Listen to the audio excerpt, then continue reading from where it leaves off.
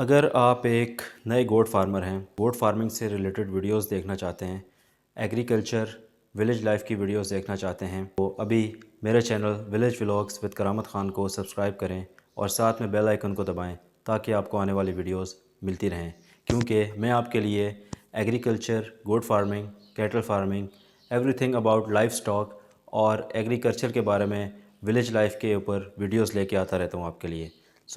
میرے چینل کو سبسکرائب کیجئے اور جڑے رہیے میرے ساتھ۔ Thank you. السلام علیکم جی، کیسے ہیں آپ سب لوگ؟ امید کرتا ہوں آپ ٹھیک ہوں گے۔ میں ہوں کرامت خان اور آپ دیکھ رہے ہیں ولیج ولاگز کرامت خان۔ آج ہم بات کریں گے خشک خوراک پر بکریاں پالنے کی، کیونکہ بہت سارے لوگ سمجھتے ہیں کہ اگر ان کے پاس گرین جو ہے وہ چارہ نہیں ہے بکریوں کے لیے تو وہ بکری فارمنگ نہیں کر سکتے۔ تو خشک خوراک پر بکریاں پالنے کا جدید اور آسان منافع بخش طریقہ آپ کو ملے گا یہاں پر۔ پاکستان میں زیادہ تر لوگ سمجھتے ہیں کہ بکریوں کی پرورش کے لیے سبز چارہ ضروری ہے۔ یہی غلط فہمی لاکھوں افراد کو بکری پالنے سے روکے ہوئے ہے۔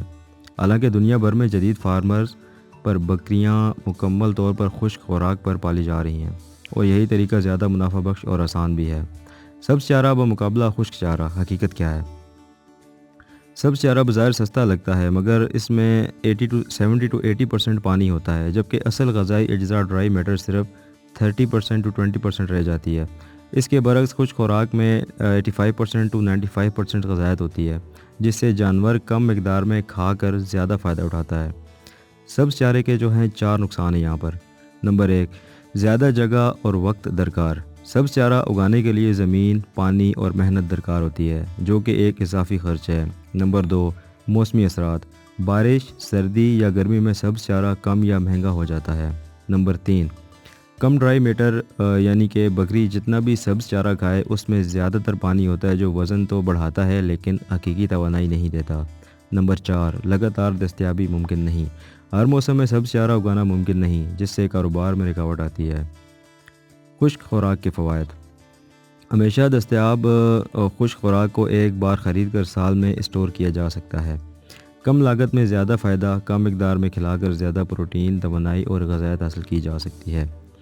اعلیٰ پروٹین والی خوراک جیسے گوارا بیج والا گوارا چوری، چھان، مکئی، بنولا، چوکھر اور دیگر اجزاء جانور کو فراہم کرتے ہیں۔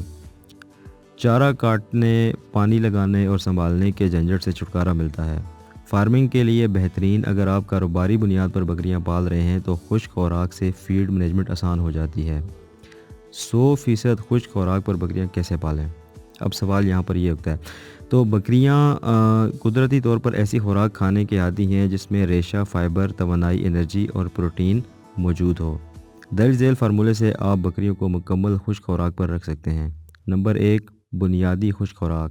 گوارا بیج دانے والا یا گوارا چوری 30%، مکئی یا بنولا کھل 25%، چوکھر یا مکئی کا بھوسا 20%، دالوں کی بھوسی یا سرسوں کھل 10%، نمک اور منرل مکسچر 5%۔ نمبر 2، پانی کی دستیابی یقینی بنائیں۔ چونکہ خشک خوراک میں پانی نہیں ہوتا، اس لیے بکریوں کو ہمیشہ صاف پانی مہیا کریں تاکہ ان کے ہاضمے کی صلاحیت بہتر ہو۔ نمبر 3 میں آ جاتا ہے آہستہ آہستہ تبدیلی کریں۔ اگر آپ کی بکریاں پہلے سبز چارے پر تھیں تو انہیں آہستہ آہستہ خشک خوراک کی عادت ڈالیں۔ تو یہاں پر رزلٹ کی طرف چلیں گے۔ یہ حقیقت ہے کہ بکریاں بغیر سبز چارے کے بہترین نشو و نما پا سکتی ہیں۔ اگر آپ جدید فارمنگ کرنا چاہتے ہیں اور کم خرچ میں زیادہ منافع لینا چاہتے ہیں تو 100% خشک خوراک پر شفٹ ہونا بہترین فیصلہ ہوگا۔